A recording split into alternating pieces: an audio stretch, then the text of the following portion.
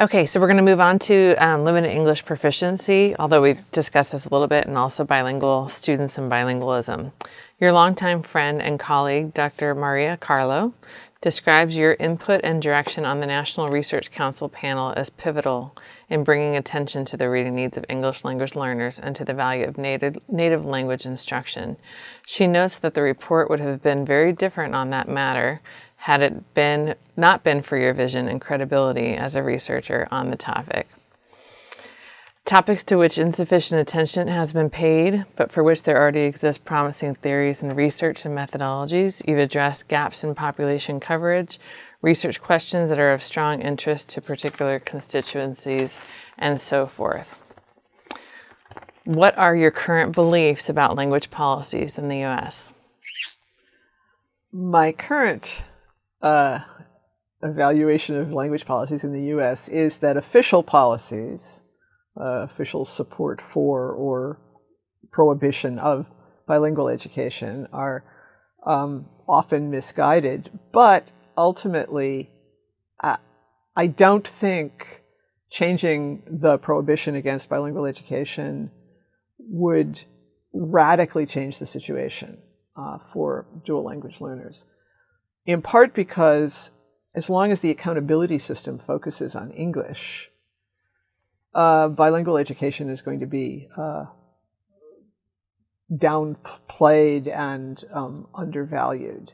So, third grade is a pretty early benchmark for assessing children in English. And if they're going to be assessed in English in third grade, you can understand why their second grade teachers and their first grade teachers and their kindergarten teachers and their parents are kind of panicked about getting them enough exposure to English to do well on that third grade test. So ideally, we would dial back the accountability in any language till much later so that the advantages of bilingual education and of bilingualism in general could fully blossom.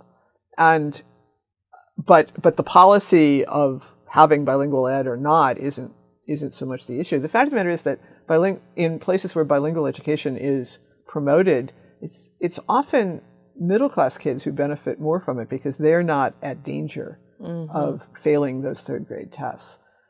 So that's discouraging. The other thing I have to say is, Ron Unz was clearly a bad element in influencing U.S. education policy, and it's also a very depressing commentary on U.S. education that a complete amateur who just got a bug in his ear about this particular topic could have so much influence in 3 states.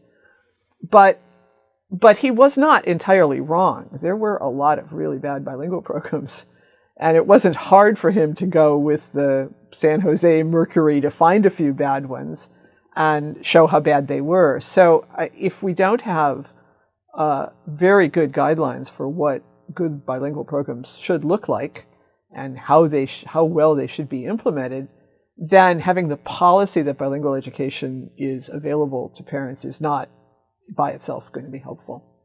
Are there states that do it better than other states?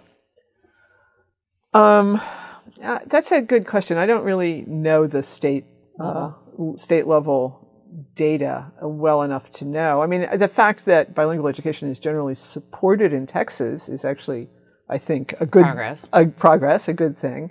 But again, the accountability system counteracts the positive attitudes toward bilingual ed. The accountability system counteracts a lot of things in a lot of areas. Yeah. I'm sure that on that we agree. What are the needs for future research in this area?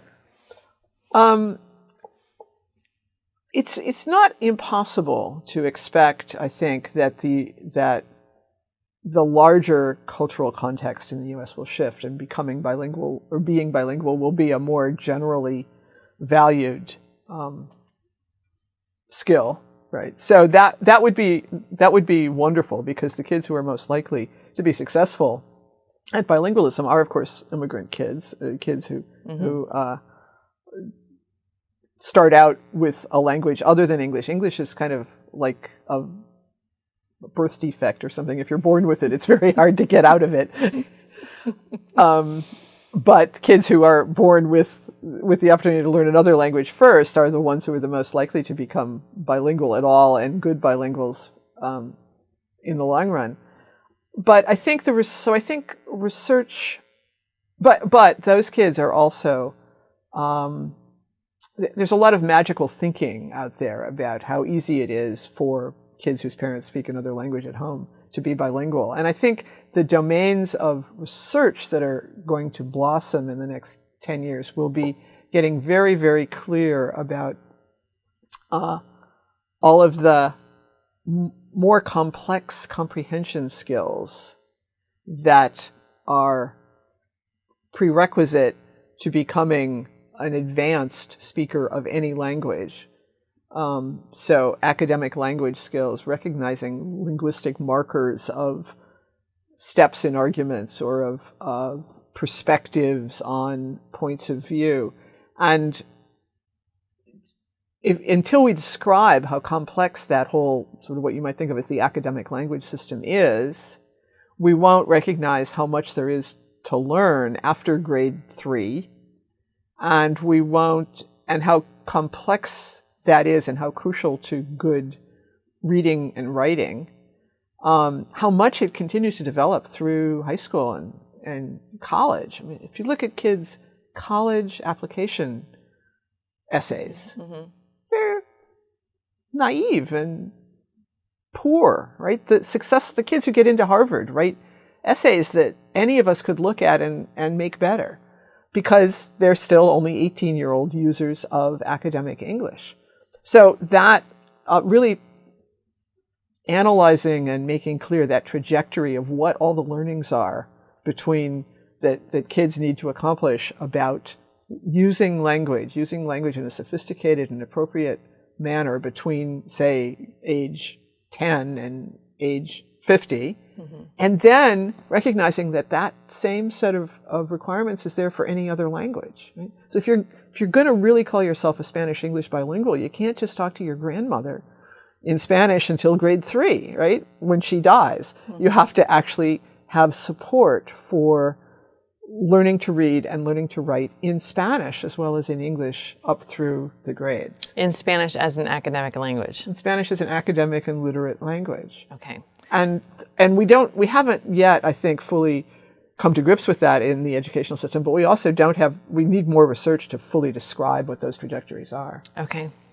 On that note, so academic language, your longtime friend and colleague, Dr. Robert Selman, describes one of your many significant scholarly contributions, explaining that you practically founded the field of academic language, and that the field is not what most people think it is. Words have a lot of power because they explain things so well in so many situations.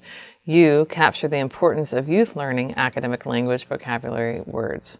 Explain what you think teachers need to know and understand about the importance of academic language, those, for example, that are being prepared in our colleges of education, what they can do to contribute to this cause.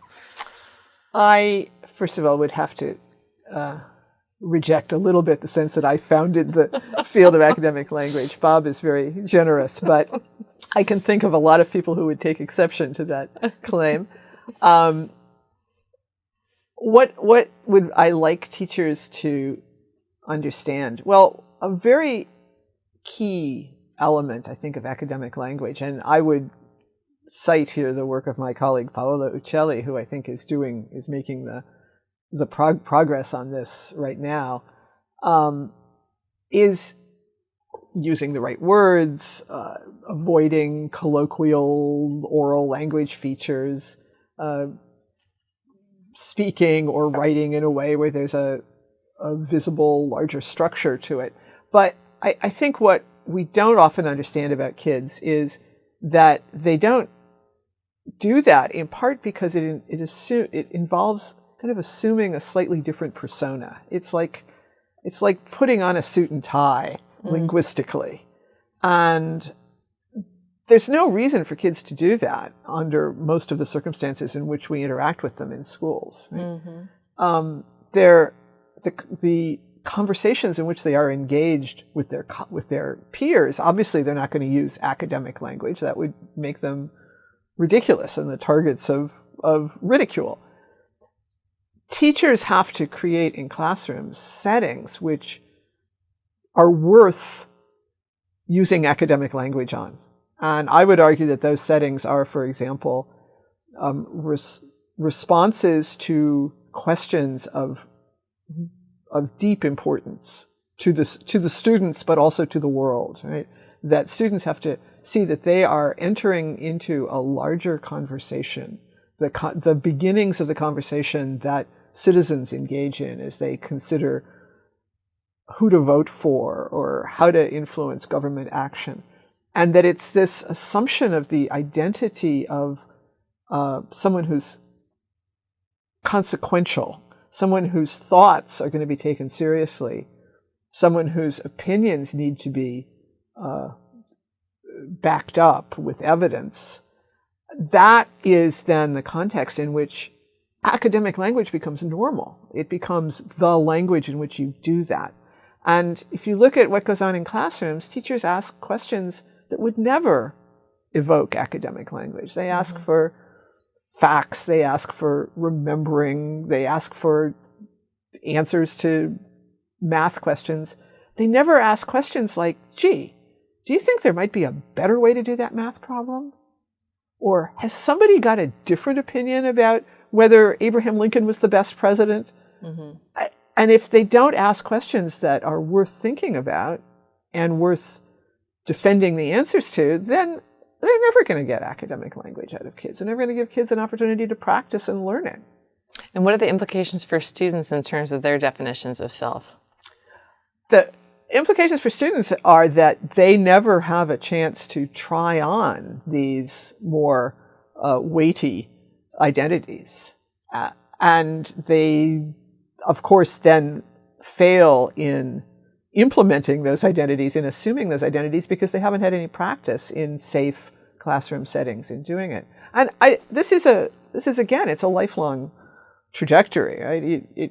Graduate students, the first time they give a talk at a conference, they have to dare to stand up and sound like an authority, even though we all know they're not true authorities on a wide array of topics, but they have to assume the authoritative voice. That's kind of the center of academic language, is the authoritative voice. Once you've got the authoritative voice, the willingness to speak in an authoritative voice, then you learn the vocabulary. You learn nevertheless and however and those forms, and you learn about the complex syntax that's necessary to make the arguments. But it's all got to come as a result of authentic communication tasks. And an inner definition of yourself is authority. Yes. Which contributes to that process. Precisely. How young do you think that students can do that? Well, we have developed curriculum that starts at grade 4 that gives students opportunities to do this. And they enter at grade 4 very, very willingly into activities that require taking a position, defending the position, arguing it with their peers, acknowledging the peers' perspective, but at the same time continuing to disagree. I think work done in the context of philosophy for children shows that at some level, kindergartners can do this. But they don't do it because they're being taught academic language. They do it because they're talking about issues that are both weighty and relevant to them. Like in the kindergarten philosophy for children case, can you be scared and courageous?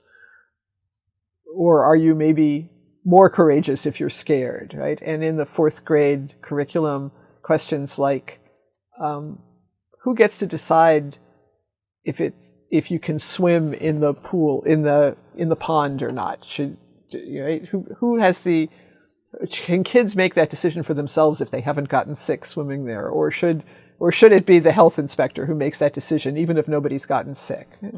Or how should we decide if we get a grant for our school, how to spend the money?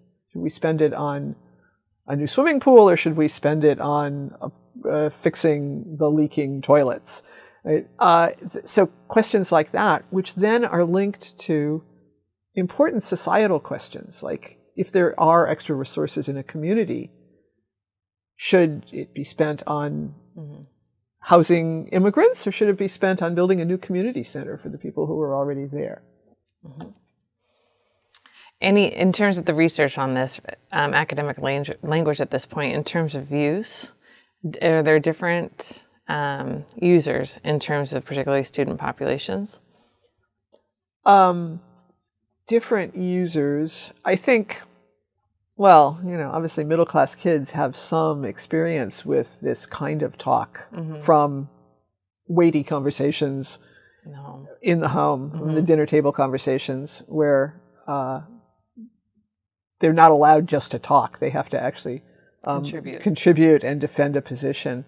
And I think, but I think this is another domain for more research. What's going on in other families, where are the pockets of training to be an adult-like participant in the society?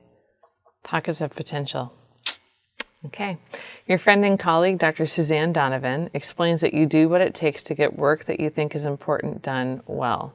She recalls her weekly phone conversations with you and others reviewing drafts for the World Generation Enhanced units, adding that you always rolled up your sleeves. If a simulated primary source needed to be written, you'd write it.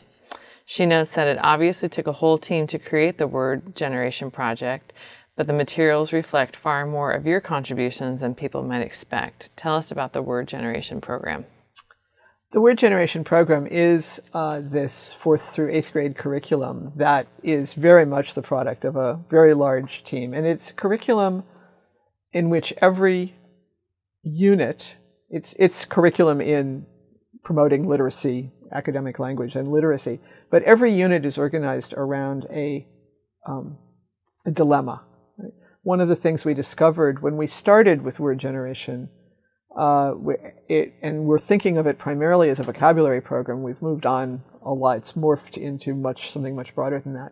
But at the beginning, when we were thinking of it as a vocabulary program, we were faced with this problem of how do you actually create a context in which kids use the new vocabulary words? You teach them these words.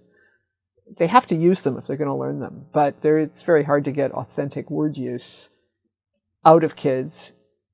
So we came up with the idea that the units should focus on dilemmas, and there would be a debate every week about the dilemma. So if the dilemma is, should there be a mandatory year of civic service after high school, and you've got mandatory and civic at least as crucial parts of the conversation, and there are other ways of working in other academic language words.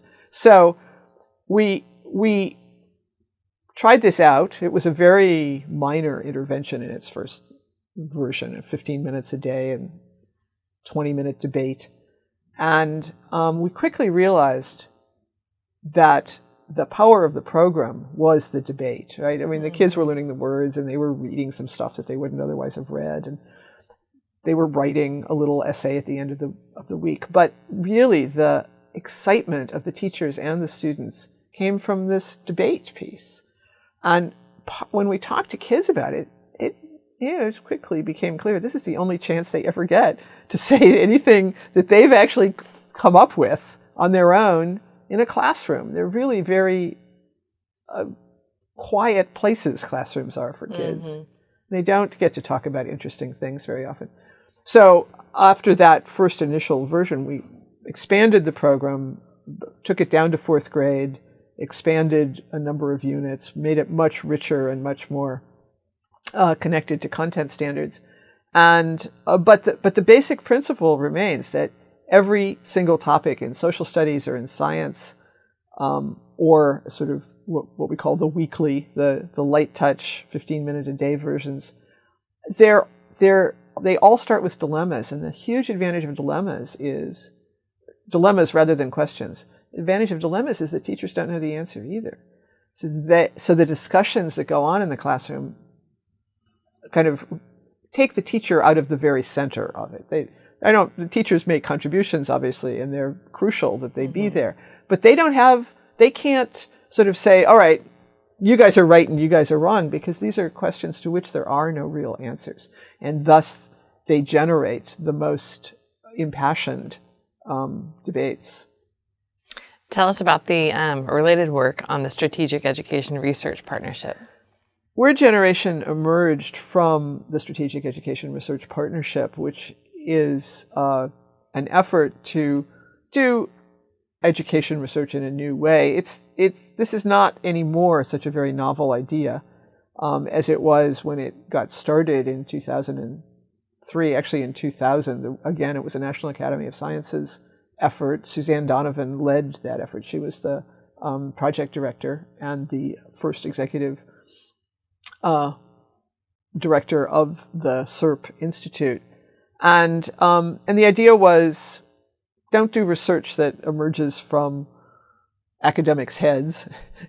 Do research that emerges from urgent problems of practice, that emerges from conversations that occur in the context of enduring partnerships between groups of researchers and groups of practitioners.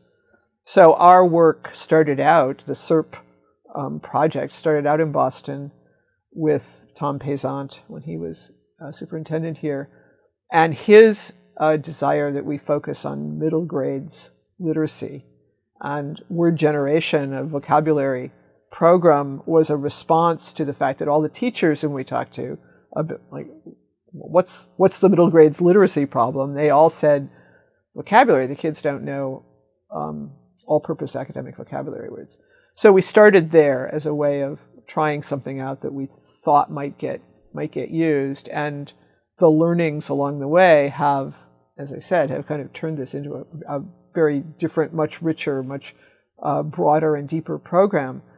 But all of that work has only been possible because of the contributions of teachers in Boston and now in several other districts to working with us in evaluating candidate topics and reviewing curricular units. All of the curriculum has been revised every year in response to teacher comments and student comments. So it's been a very rich model of how working together gets you farther than kind of stepping outside and treating the school like a laboratory where you go in and do your work.